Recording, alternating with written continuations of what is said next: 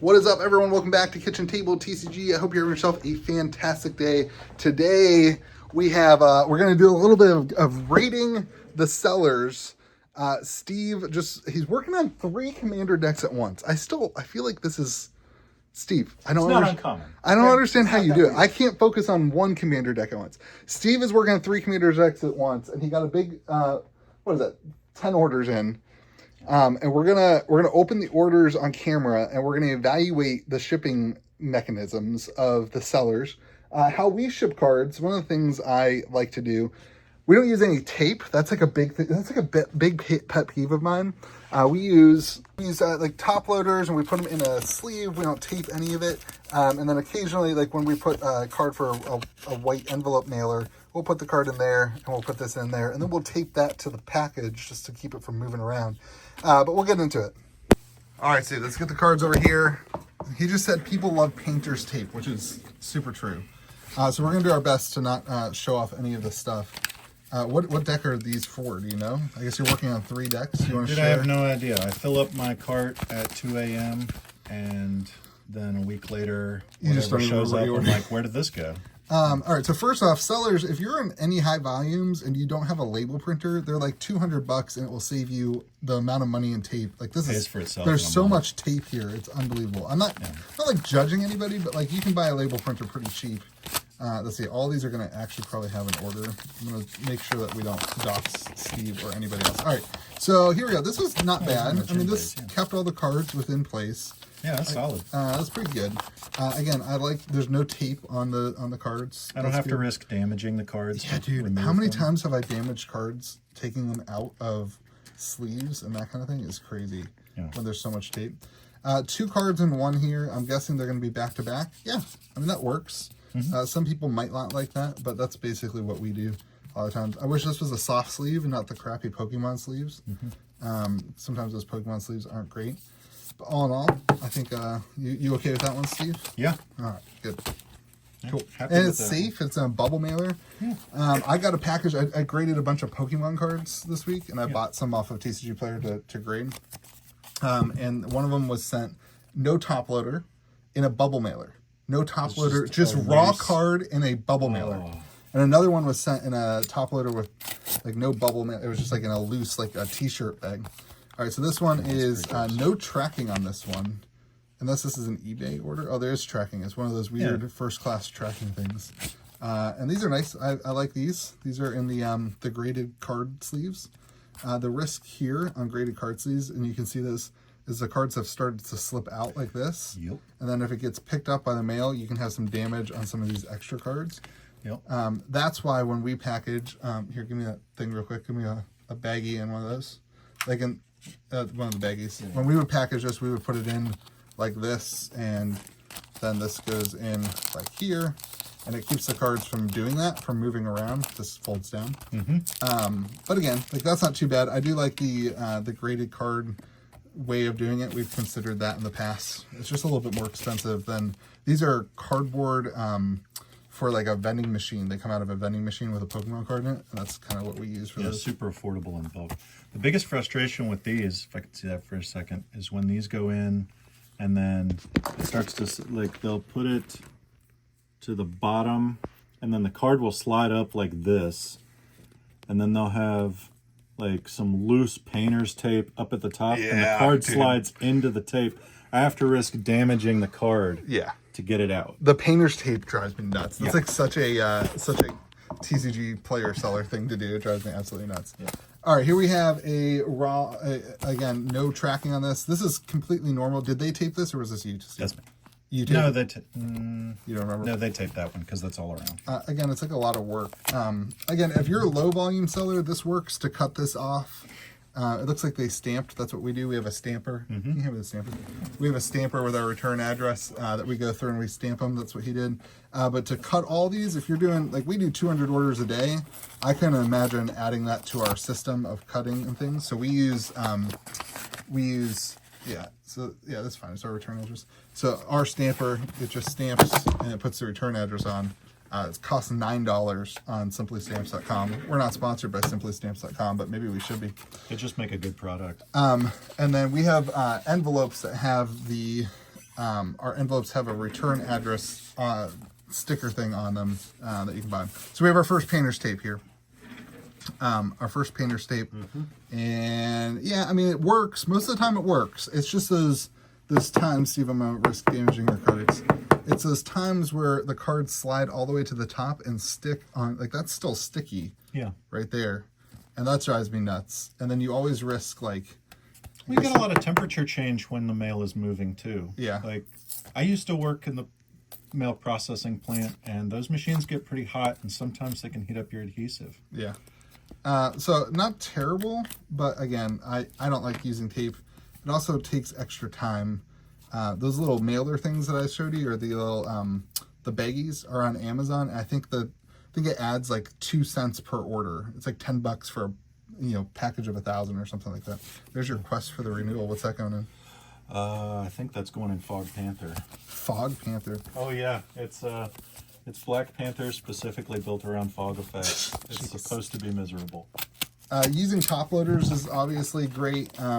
Those are non-machinable though, whereas something like this is, you don't have to use a non-machinable stamp as long as you don't put more than like 3 or 4 cards in. Just another thought for those of you who are trying to save money. All right, this is interesting. I've never seen one of these like mailer things. It's cool. That works. And again, painter's tape. Ooh, a little surge foil soul ring there. Painter's tape. We're going to see a lot of painter's tape, and we're not going to comment on it every time. But painter's tape, like, I don't know, it just seems gross to me. Yeah, it's frustrating to deal with. And almost right there it happened too. Like sometimes I feel like I'm going to damage the card when I'm getting it all the way out. But beautiful soul ring there for you. I'm waiting for the cardboard. We gotta get one of these that has this cardboard mailer things in it. Remember what those are called? This is smart. I've seen these before. Oh, the ones with the pull strip on the top? Yeah. Yeah. All right, so here you have the problem in not using bags again. Is like the card comes all the way up. This is better than painter's tape in my opinion because there's no stickiness here. Yeah. At least there shouldn't be. And it's certainly easier to get off. Oh, oh man, I take back everything I said. What did they do? Did they like taped over it? Yeah, I don't know. I just feel like my card's gonna get gunk on it right here when I'm pulling it out. And then I would never ever use used sleeves to ship cards on TCGplayer. Look at that. Oh, gross that is. Yeah. Don't do that. They're penny sleeves. They cost you a penny.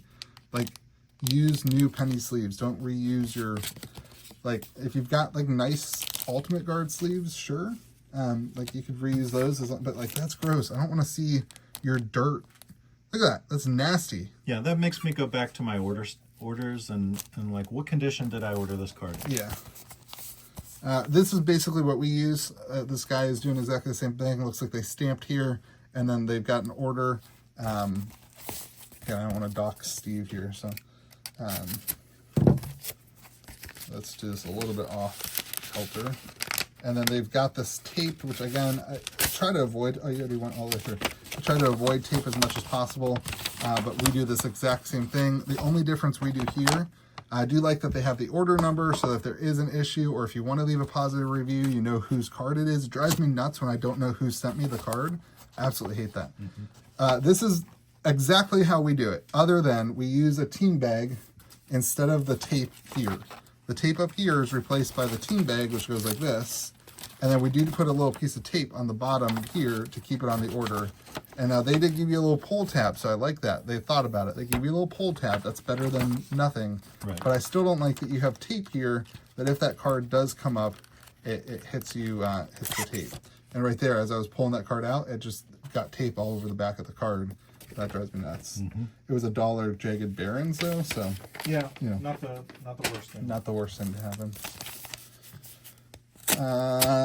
Yeah, can you, I don't know, what's those things called? They're called, card, I hope we get one of those, 'cause I hate those, I don't want to Yeah, about them. it's inevitable that I'm going to see one. But... All right, this is, pretty good. All right, this is perfect. So this is exactly how we do it. I don't want your,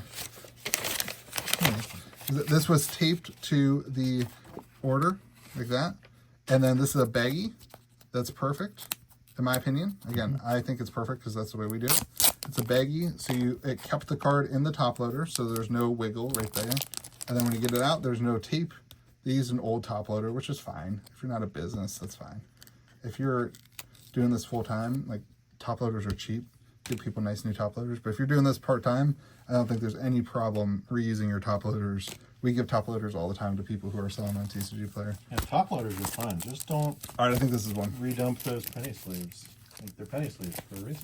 Yeah, I think this is one of those sleeves. Oh, it is beautiful, beautiful. All right, so this is one of those things. So these are all right. These are kind of cool. This is exactly the same as what we do, in my opinion. This solves all the problems that we solve with our stuff. But these drive me nuts because I always feel like I'm damaging the cards when I open them. Mm-hmm. Now, you can get these like branded at the high volume, which is really cool. I love the idea that you can get it branded with like a thank you from your name. And they did add pull tabs on these ones. I don't know, maybe I'm thinking of the other ones. I've actually never seen the pull tab one. Yeah, there are the ones with the tab that's like do not tuck. Yeah, that feels better than the other ones. Mm-hmm. But again, when I'm getting these cards out, it doesn't feel like I'm taking them out of a top loader or like something like this that just opens and there's no... I still feel like I'm bending the cards to get them out and they're dragging on that stuff. But this guy... Oh, see, this guy solved it by putting a baggie on all the cards. Yeah, that's extra mile. That works. If you're going to do it like that, that works. I like that. That's fine. It still pulls at the end. But like, I feel like this is more expensive than what we do, which is the goal, is like to make this as cheap as possible, but also get you the cards. These are nice. I've never seen baggies that tight fitting. That's super nice. Yeah, I haven't either. Dude, this is like the coolest lands. So good. Yeah. I think that's pretty much all the things we were probably going to run into. So those are our thoughts on shipping. And I like doing videos like this. Again, we're not perfect. I don't want to ever feel like what we do here is the best way to do it. Like, I feel like we do it the way that we think is best. Like, I want to hear your opinions on what you think is better and how you like your cards to be received. But when you're shipping, if you're going to be trying to do this as a full-time thing, or if you're going to be trying to do this to grow a business, I do think you want to put excellence in the way that you ship your cards. And you don't want your buyer feeling like, oh, did I damage that card when I was getting it out? Or was my card really that protected? I think you do want to make sure that your buyer knows who the card came from. Like, when I bought I bought a bunch of the Bulbasaurs and Squirtles from Stellar Crown, and I got like 30 of them in, and like a bunch of them I had no clue who they came from. And so if there was a minty card that came and I didn't know who it was from, or if there was a damaged card, like I would have to go back through and try to figure it out, and you end up like getting the responsibility of another person if you don't have your name on the card that you send. So that's an important part. Yeah, I love like the personalized ad cards and stuff. Oh, like those that. are cool. And yeah, I like the personalized notes on the order slip. But what I care about first and foremost, and what's going to get the best review on TCGplayer, is the quality of the packaging. I've thought about doing personalized ad things like with the token. I just worry that it's going to add so much of like amount and like how many people really come back to the website. Like, all of our singles are up at KitchenTableTCG.com. It's a TCGplayer Pro site that's linked when you click on singles. So it would be cool to save out on all those fees, but the amount of money that you spend to get people there, if 1% of people go there, I'm not sure how much money you really save, selling cards to them. But I do like, one thing I have seen people do is somebody writing the name of the person who packed the order.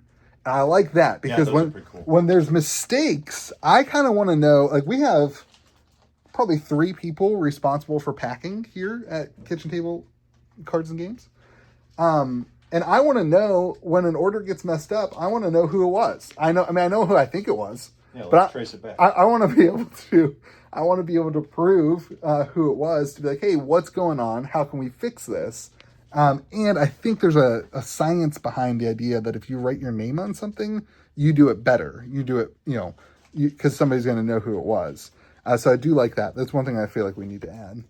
But Steve, thank you for a great video idea. Yeah. You rock. And you guys, thank you for watching the video. Leave a comment in the comment section, what you like, what you don't like. Remember to be kind to the people around you. We'll see you again next video.